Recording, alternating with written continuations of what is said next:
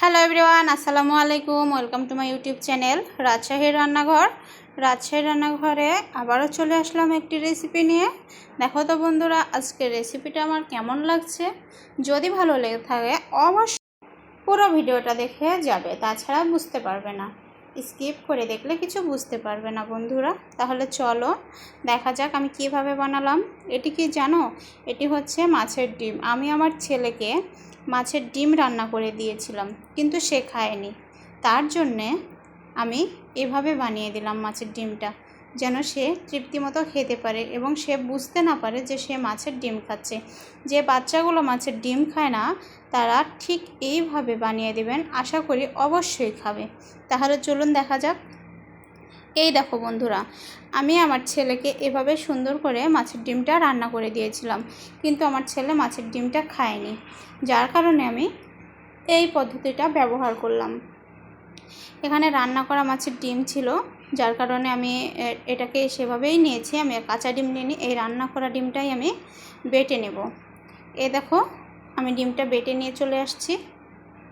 দেখো, এই ডিমটা বেটে নিয়ে আসছি। ডিমটা এত সফট হয়েছে পাটায় বাটার পরে। আর যদি তোমরা কাঁচা ডিম নাও, তাহলে ডিমটা একটু লবণ হলুদ দিয়ে সেদ্ধ করে নেবে, নেওয়ার পরে বেটে নেবে। দেখো, এখানে আছে কাঁচা মরিচ, হলুদ গুঁড়া, একটু লবণ আর কাঁচা জিরা। এই সবগুলো আমি এখানে দিয়ে নেব। বন্ধুরা, একটু ঝাল না লাগলে আবার ভালো লাগবে না, যার কারণে আমি একটু ঝাল দিয়েছি। আর তোমাদের বাচ্চারা যদি ঝালটা না খায়, তাহলে তোমরা ঝালটাকে স্কিপ করবে।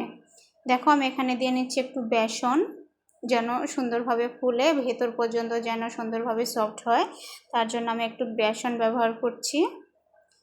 আর এখানে দিয়ে দেব একটুখানি বেকিং পাউডার।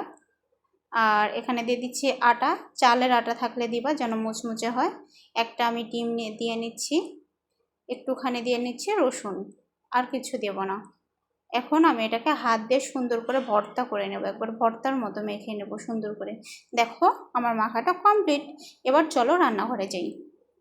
দেখো, রান্নাঘরে আমি একটা ফ্রাই প্যান বসিয়ে দিয়েছি। তোমরা এমন একটা ফ্রাই প্যান হোক বা কড়াই হোক বসিয়ে দিবে, যেটা তেল লেগে যাবে না। আমি এখানে সানফ্লাওয়ার তেল ব্যবহার করছি। তোমরা চাইলে সাদা তেল বা সয়াবিন তেল, যেটা বলো সেটা ব্যবহার করতে পারো। আমি এখানে তেলটা ব্যবহার করলাম। দেখো, তেলটা সুন্দরভাবে ফুটে উঠছে, যেন গরম হয়ে যায়। গরম হয়ে গেলে এর মধ্যে সুন্দর সুন্দর একটা ড্রয়কে দিয়ে দিবা। দেখো, এই দেখো আমি বাটি নিচ্ছি, এই হাতে নিচ্ছি, হাতের সাহায্যে এটাকে গোল গোল দিয়ে চাপ দিয়ে নিচ্ছি।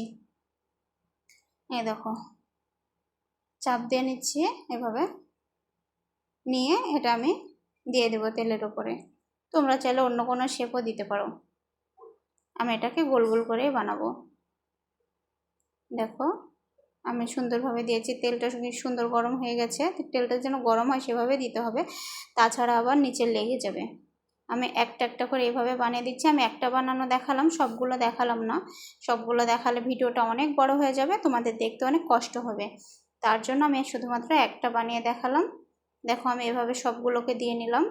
আমার প্যানের যে কয়টা জায়গা হয়েছে আমি সে কয়টা দিয়ে নিয়েছি।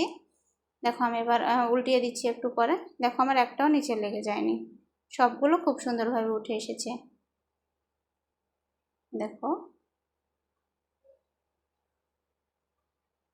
দেখো, দুই পাশটা এভাবে সুন্দরভাবে ভেজে নেবে। খুব সুন্দর হবে খেতে এটা। বাচ্চারা খুব সুন্দরভাবে খায়। আমার বাচ্চা কিন্তু রান্না করে দিয়েছি, সেটা কিন্তু খায়নি। এভাবে বানিয়ে দিয়েছি, সেটা কিন্তু সুন্দর খেয়ে নিয়েছে। দেখো, আমার ওইবার তুলে নিলাম। আমি এটা দ্বিতীয়বার দিয়েছি। আমি সবগুলো দেখাইনি, সবগুলো দেখালে তোমাদের কষ্ট হয়ে যাবে দেখতে। তার জন্য আমার দুইবার হয়েছে মোট। আমি দুইবারই এভাবে ভেজে নিলাম।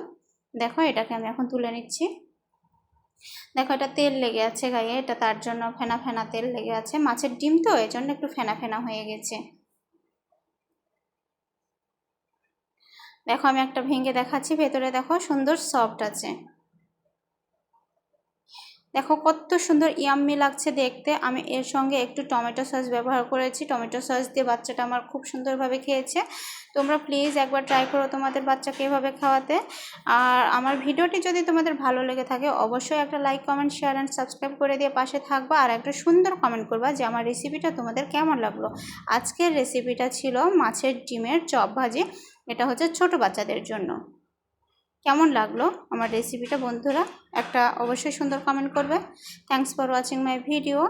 এতক্ষণ পাশে থাকার জন্য অনেক অনেক ভালোবাসা। টাটা।